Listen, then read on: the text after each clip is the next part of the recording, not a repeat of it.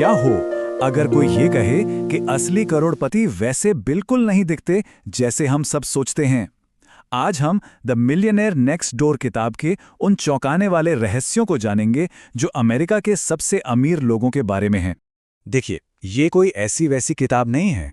ये असल में एक बहुत गहरी रिसर्च है जिसने दौलत के बारे में हमारी सोच को हमेशा हमेशा के लिए बदल दिया। और आज हम इसी किताब के पन्नों से कुछ कमाल की बातें सीखने वाले हैं। चलिए एक सवाल से शुरू करते हैं। अगर किसी को एक करोड़पति की तस्वीर बनाने को कहा जाए तो दिमाग में क्या आता है?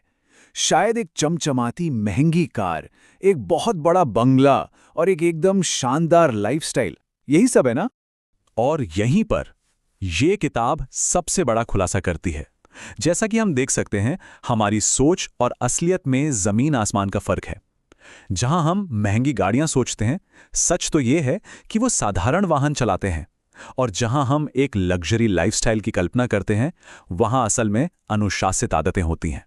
तो चलिए अब जरा करोड़पति के इस असली चेहरे को और करीब से देखते हैं और ये समझते हैं कि उनकी दुनिया असल में कैसी होती है।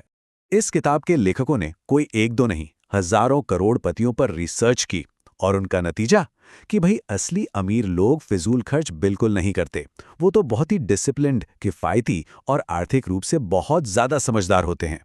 और हाँ, ये समझना बहुत बहुत जरूरी है कि ज्यादा कमाना और अमीर होना ये दो बिल्कुल अलग अलग बातें हैं।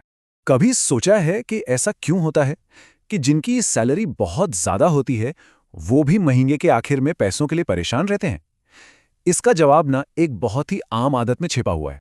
इसे कहते हैं लाइफस्टाइल इन्फ्लेशन। मतलब जैसे जैसे आमदनी बढ़ती है, लोग अपने खर्चे भी बढ़ा देते हैं, और नतीजा, बचत और निवेश के लिए कुछ बचता ही नहीं। असली करोड़पति इसी आदत से लड़ते हैं और जीतते हैं। तो फिर सवाल ये उठता है कि दौलत बनाने का राज क्या है? ये राज छिपा है कम खर्च में जीने की कला और सही मानसिकता में। इस किताब का सबसे शक्तिशाली सिद्धांत बस इतना ही है: अपनी आमदनी से कम खर्च करो। सुनने में कितना आसान लगता है ना? लेकिन यही दौलत बनाने की असली नींव है। करोड़पति लोग 3 मुख्य कदम उठाते हैं। पहला, वो दिखावे के लिए खर्च नहीं करते। दूसरा, वो महंगी चीजों की जगह उसकी वैल्यू पर ध्यान देते हैं। और तीसरा, जो सबसे जरूरी है, आमदनी बढ़ने पर भी अपने खर्चों को काबू में रखते हैं। और ये सब मुमकिन होता है इन बुनियादी आदतों से: एक सख्त बजट बनाना, अपने हर एक खर्चे पर नजर रखना, और हमेशा अपने आर्थिक लक्ष्यों को सबसे ऊपर रखना। तो अब रोजमर्रा की आदतों से आगे बढ़ते हैं और उस बड़े लक्ष्य पर ध्यान देते हैं जो इन सभी आदतों के पीछे की असली प्रेरणा है। करोड़पतियों का असली लक्ष्य कोई महंगी चीज खरीदना नहीं होता, बल्कि आर्थिक स्वतंत्रता हासिल करना होता है। मतलब एक ऐसी स्थिति जहां उनके निवेश से इतनी आमदनी हो कि उन्हें काम करने की मजबूरी ही न रहे। और इस लक्ष्य तक पहुंचने के लिए वो कुछ खास रणनीतियां अपनाते हैं: लगातार निवेश करना, छोटी नहीं बल्कि लंबी अवधि की योजना बनाना, और जितना हो सके कर्ज से दूर रहना।